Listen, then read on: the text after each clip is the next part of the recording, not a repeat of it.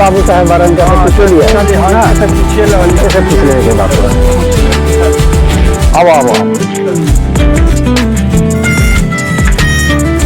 प्रणाम प्रणाम प्रणाम हाँ यहाँ चलो बेटी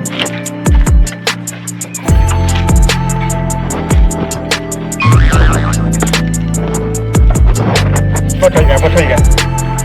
अच्छा आओ चल चल पूछा गया बाबू साहब और रौरे पूछी ने हमें पूछी पूछी ओकरा घर पर बाबू साहब अरे हमनी के तो घर पड़ी समझी जे पश्चिम देने अच्छा पश्चिम देने पहले कहाँ से हो अरे हमनी कहाँ रहे ने और समझी जे दरियापुर रोड से अच्छा अच्छा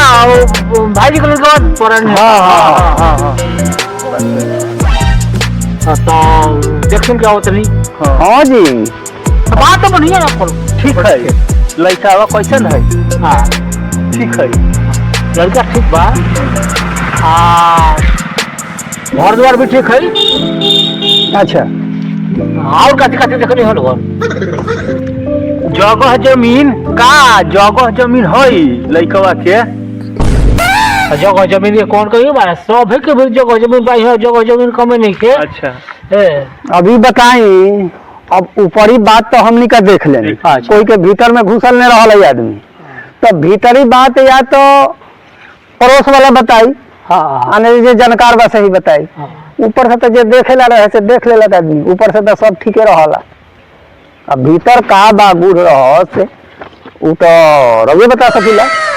बात तो ठीक है कहनी यार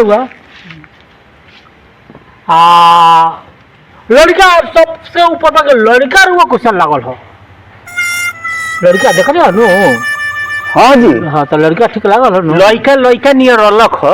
हाँ लड़का नियर ये घड़ी कहाँ हो सकेंगे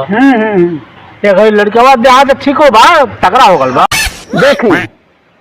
तगड़ा तो बा लेकिन तब लेकिन में का बा ए जी लेकिन में हमारा जे बा ओकर आंखवा कुछ लाल लाल बुझाल है देखी असल जगह पर हुआ पहुंचल हाँ देखी वो भाई हवन हाँ हाँ अरे गांव का भाई तो भाई बोल क्योंकि ब्याह कटल बड़ा पाप लेकिन रउआ हमारा भी कुछ रुको नहीं है तो कुछ समझ मुझ के रुको नहीं है हाँ मान कि सच्चाई छिपावल तो पाप हो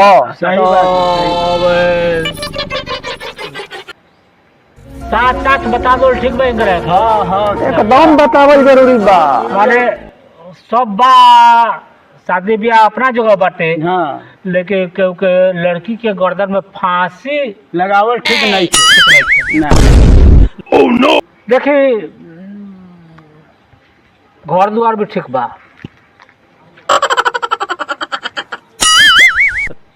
और पॉकेट में 50 रुपया होई हाँ जी पैसा तो है नहीं होई पैसा बा बा बा बा तो हमरा के देवला नहीं खे हमरा के देवला नहीं खे ते बाबू साहब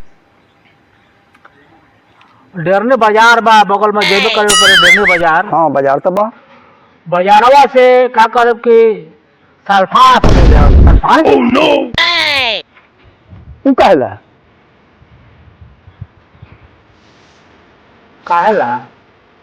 लड़की आके खिया दे हैं मर जाई नु कुआर लड़की मरला नु तो कब कुछ करला अरे वो लड़का हो कोनो दूध जो बा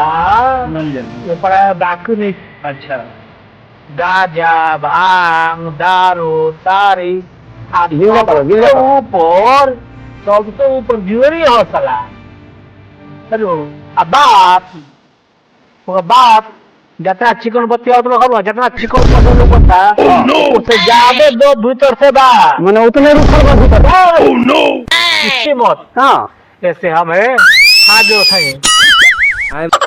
भल कहनी कि यहाँ बैठ गई नहीं हाँ जी तो हमने के पता नहीं चले थे जोहर दे दी लड़की के मंजूर वाले को से बियाह मत कर एगो और बात रुआ ठीक बानी ठीक समझ के बोलते हो कि बात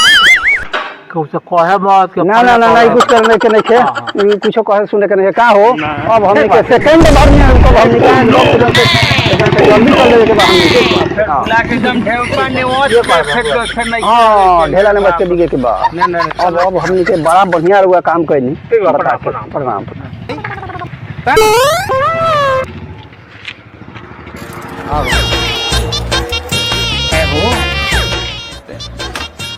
कॉमेडी कर रहो उस और सरवा के बेटा के बियाह हो जाए का हो सकता हमने कर रहो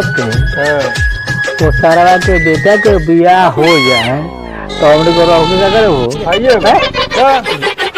सही बात बा कोहनी सर के चाय पिया तो कहो चाय पीबो। आओ स्पेशल पियो से ओ चार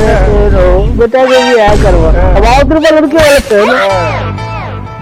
बेटे के बियाह कोई है चाय ना पिए है फ्री सेवा करी है ना चाय के टेबल में लोग पहले से बियाह हो। सही बात बा ए जो बियाह का तो कॉल ले